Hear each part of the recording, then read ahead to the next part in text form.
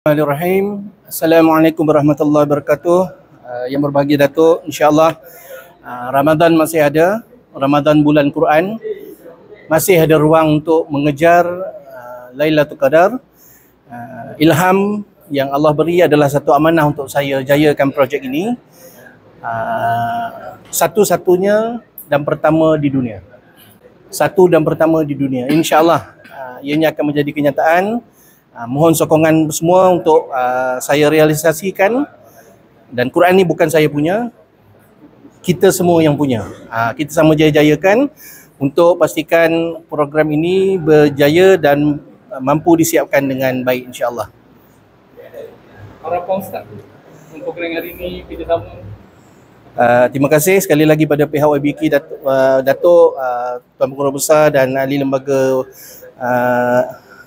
lembaga pemegang amanah yang bersetuju untuk bekerjasama. Mudah-mudahan permulaan yang baik di bulan yang baik, insya-Allah dia akan siap dengan seperti yang dirancang dan mudah-mudahan dapat sokongan daripada ramai pihak, insya-Allah.